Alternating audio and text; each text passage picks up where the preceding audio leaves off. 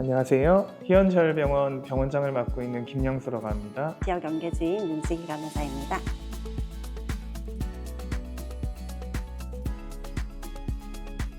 비사용 증후군이란 급성 질환이나 수술로 인해서 환자의 기능이 현저하게 감소된 경우를 뜻한다고 정의되어 있고요. 파킨슨병이나 길랑바레 증후군과 같은 신경계 질환, 그리고 심장 질환이나 호흡 질환으로 인한 심기능 저하, 폐기능 저하, 암으로 인해서 입원 치료나 수술을 받으신 경우에 신체 기능이 많이 떨어지신 경우에 비사용 증후군에 포함이 되어서 회복기 재활 치료를 받을 수 있게 되었습니다.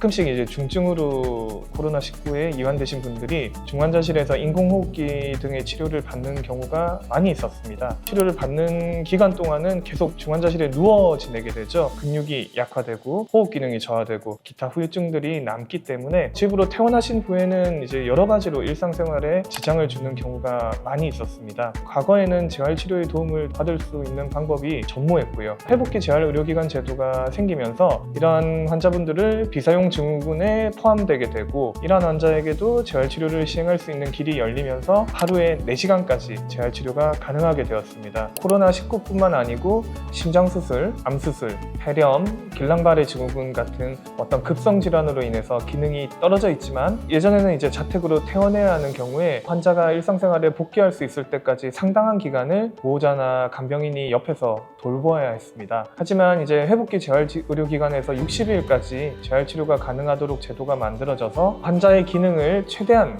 회복시키고 보호자의 부담을 줄여줄 수 있어서 환자, 보호자 모두에게 매우 큰 도움을 주고 있습니다.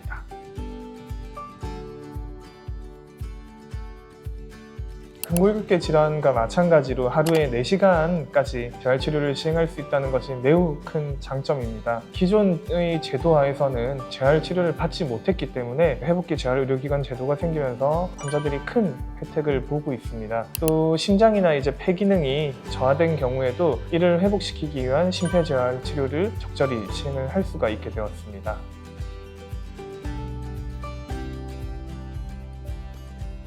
폐렴으로 인해서 비사용 증후군을 진단을 받은 분이시고요. 양쪽 다리의 근력 저하 그리고 지구력 저하가 있으셨고 조금만 움직여도 호흡 곤란 증상이 생기셨고요. 중심을 잡아주는 체간근이라고 하는 근육들이 많이 흔들려서 보행에 어려움을 보이셨습니다. 배우자와의 사별로 인해서 우울증이 좀 심하신 편이셨고 치료 현장으로 모시고 나오는 것이 어려움이 좀 있었습니다. 그래서 저희는 치료를 시작함과 동시에 환자분과 많은 시간을 보내면서 이야기를 하는 기회를 가졌고 우울 증상이 조금씩 회복되시면서 재활치료도 더 적극적으로 진행을 할 수 있게 되었습니다. 호흡 훈련과 이제 체간근 강화 훈련을 시작을 했고요. 스쿼트 등 근력 운동과 균형 잡기를 위한 치료를 같이 진행을 하였고요. 이후에는 독립적으로 보행도 가능하시고 일상생활도 가능하셔서 편안하게 퇴원을 하시게 되었습니다. 재활은 결국 환자 본인 그리고 가족들이 나도 걸어 나갈 수 있다는 희망과 의지가 가장 중요한 것으로 저는 생각이 됩니다.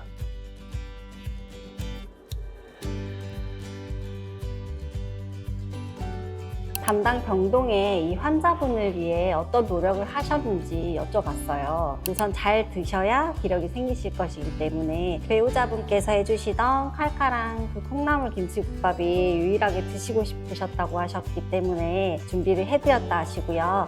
식사량도 조금씩 넣으셨다고 합니다. 두 번째는 원내에 있는 환자용 피트니스 센터에서 땀을 빼면서 운동을 하시게끔 하셨다고 하는데요. 점차 하나씩 해내시는 과정을 지켜보던 담당 치료사님께서도 너무 뿌듯하셨다고 말씀하시더라고요. 보행 기능이 개선되고 나서는 치료사와 야외에서 걷는 훈련까지도 하셨고요. 치료가 빈 시간에도 운동을 이어가실 수 있도록 자가 운동법을 교육해드리고 좋아지고 있다는 기쁨을 느끼실 수 있도록 주변에서 따뜻한 응원도 많이 해드렸다고 합니다.